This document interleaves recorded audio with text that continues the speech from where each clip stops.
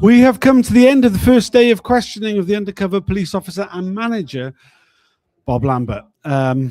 It's been a infuriating day listening to Bob. He's a bloody nightmare as a witness, but I am joined by Evelyn Lubbers, the Undercover Research Group, Belinda Harvey, who was deceived into a long-term intimate relationship by Bob Lambert, and Chris Bryan of the Undercover Research Group. Guys, what have you made of it all? Belinda, what did you think of what we heard from Bob? All day really, but the last hour and a half particularly.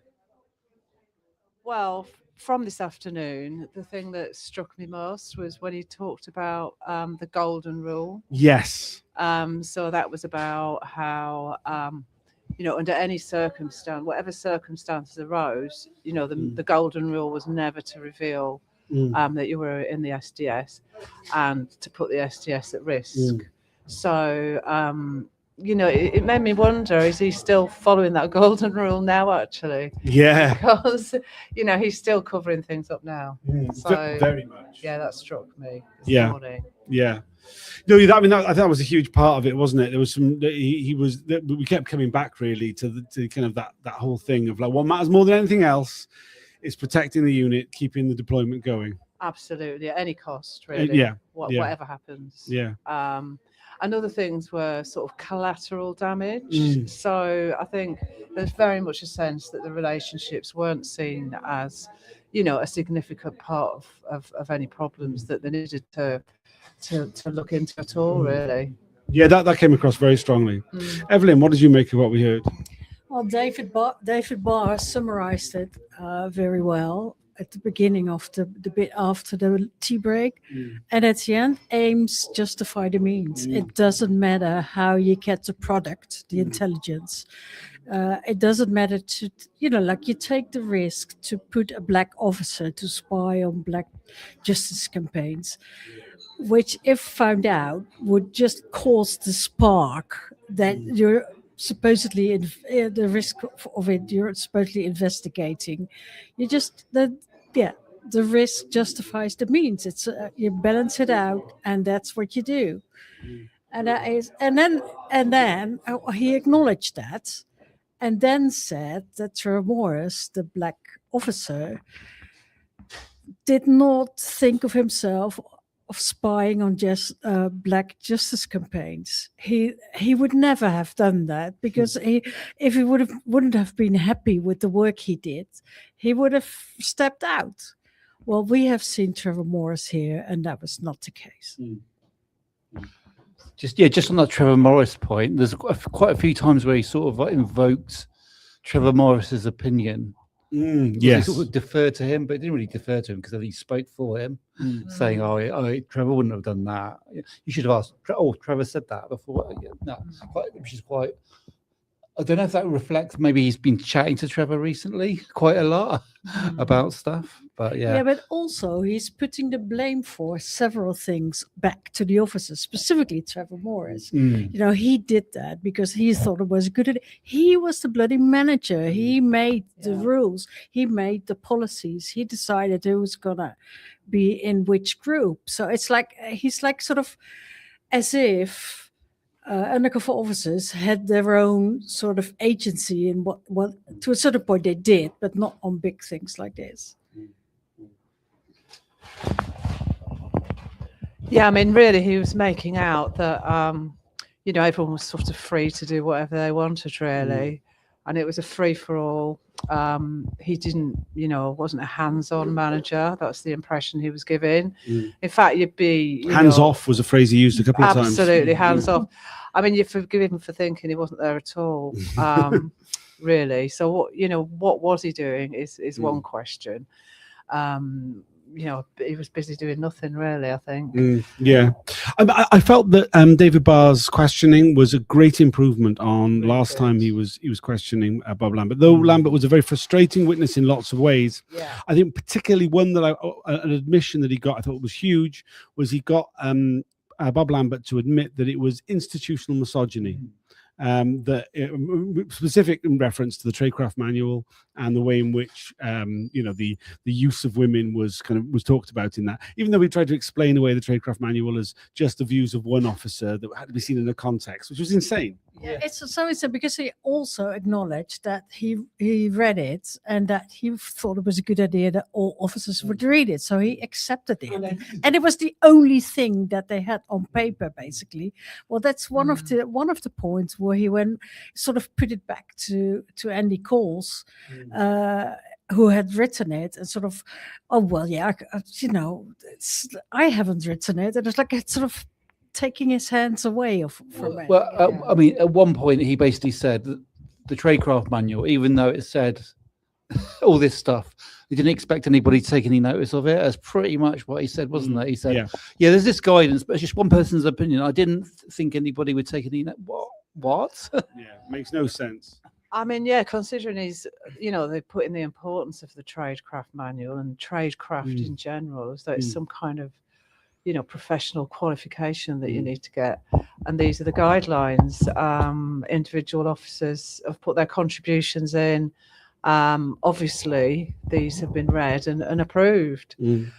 I think the other thing about today was, he started talking about when things went to the senior officers and how they knew, they must have known about the sexual relationships, but yet didn't stop it, which I think was quite important. There was a lot, I mean, because of the way he answered the questions, because he started sentences, stopped, sort of restarted them again, moved on, like changed the subject, read out what was on screen in front of him. Like, I think it's going to take going back through the transcript and really picking it out to get a lot of the things which he's blatantly admitted to, There was a few times when he started to sort of object to what Bob put to him, but and then he sort of petered out halfway through. Actually, no, I'll just admit what you just put to me, rather than make a big thing out of it by arguing about it. Well, in some cases, I mean, it was like he was asked a direct question. He started to answer it, and then, I better leave it there. And it was like, well, no, you are being asked this question. Like, never mind leaving it there. So frustrating. Yeah, and sometimes he said things like, I think I can say that. And it made me think, what do you mean? You think you can say that, and I think you think you can't say then. Yeah, or he's like, what can I say? I mean, that was, it was, there were so many little tells, really. And I think a lot of the things, it really felt like, particularly the thing about the tradecraft manual, you really got the impression he was making it up as he's going along, because he was like, before he said that, he was sort of like trying to work out some way to answer the question. And then he was just like, he just kind of came up with this thing about his one man's opinion. I mean, I agree. I think maybe he wasn't as well prepared as he has been previously. And that's why I gave a few more little bits away. And there was a whole thing about, maybe this was the previous session before the last break, but he started about it was very important to protect the women. But then Bar said, but there's like nothing in the manual about that at all. In fact, it's the opposite. Respect the women. Sorry. So it just didn't. Yeah, it was just incoherent, really. Yeah, I mean, very, very much. We started going through a lot of the reports that he would have had sight of whilst he was a manager.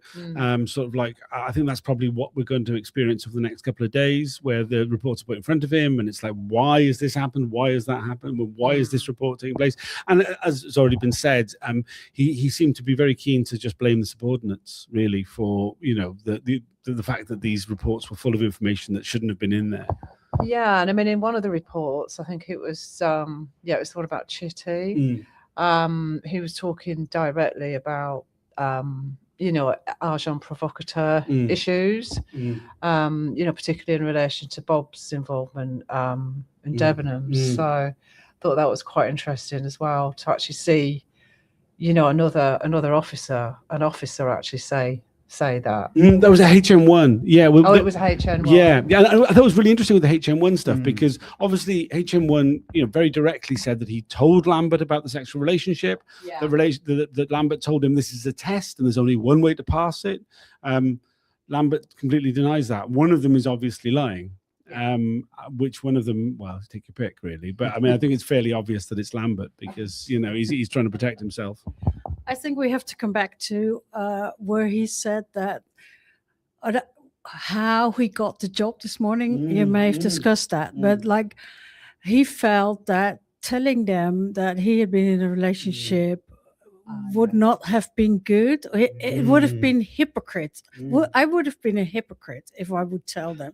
I went like, yes, you are a hypocrite. It's like, and then he started about communalizing, and like, Yeah. so his brain must be like with so many small rooms where he puts in little lies and facts, and then it's just confused on how he has to deal with it. But yes, he is a big hypocrite.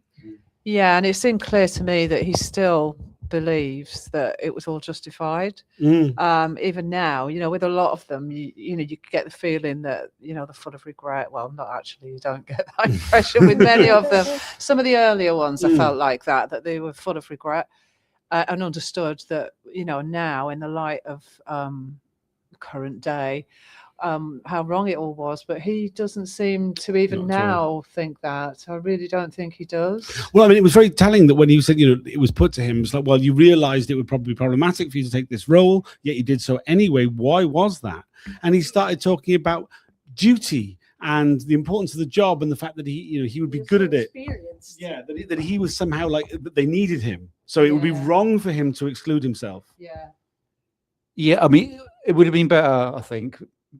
From this point, we just say, "Well, actually, I wanted to get promoted. I wanted to get a job." If you just said that, that would have been like so much more believable. That's exactly what it was, really, wasn't it? I mean, there was a question that Bob put: did you really have any kind of like qualms about it when you took it, or was that just projecting that?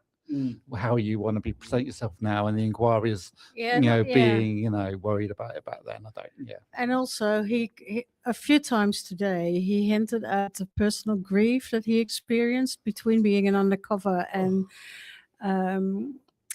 accepting the management role. He lost his daughter unexpectedly, which of course is a very serious thing. But he did say that he wanted to get away from that, from the family stuff and from everything that was happening. So the job, was a perfect accepting the job was a perfect excuse to get away from his family. Now, how nice is that for a person?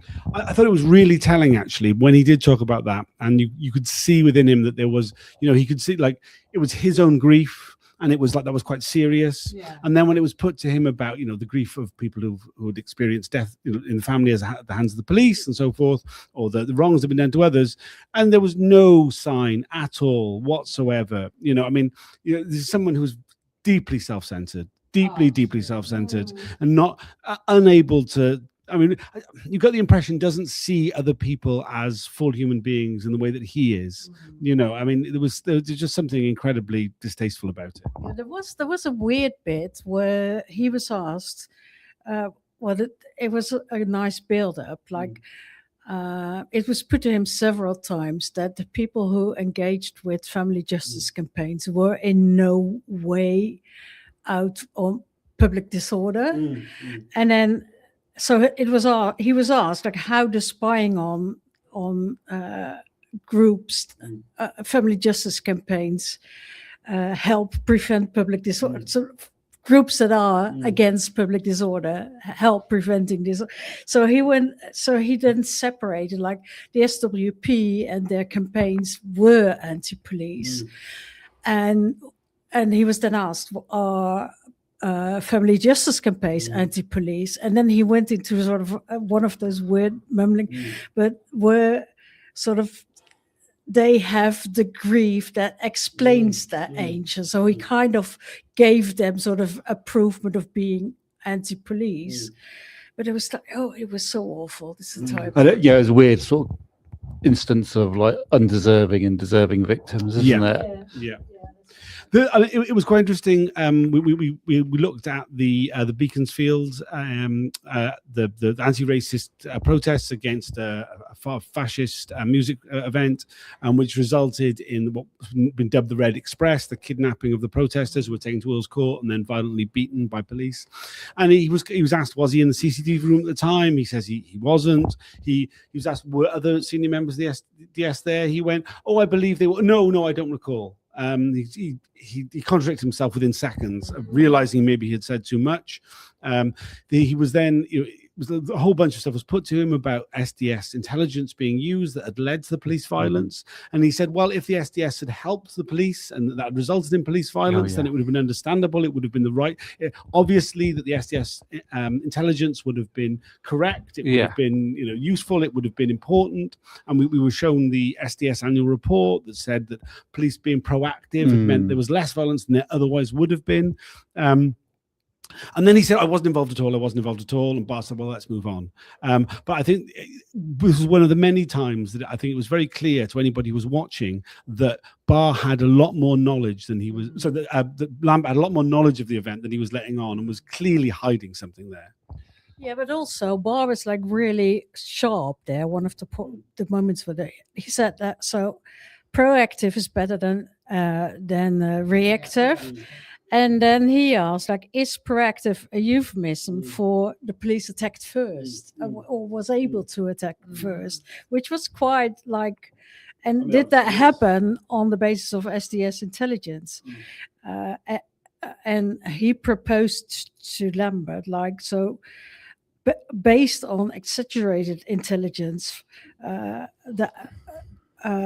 exaggerated intelligence helped, like, the violence of the uniformed police. And I think he was right there. And he's like, and he, like, he made some pretty sharp points, but then didn't push through to have Lambert accept that.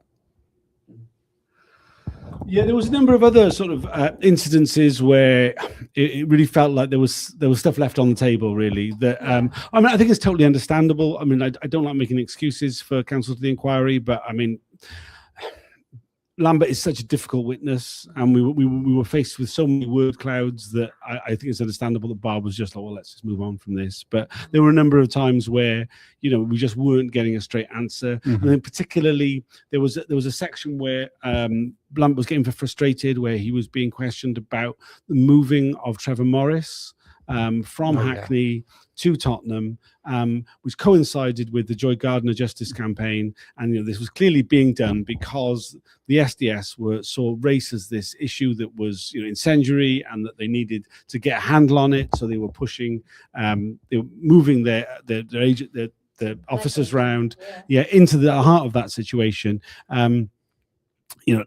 Lambert wasn't able to give a straight answer at all about that. I think it's very clear that's exactly what they were doing, Yeah, but let's not forget that David Barr is very good at coming back at things that were left on the table. So I hope that he will sort of come round to the next few days and ask,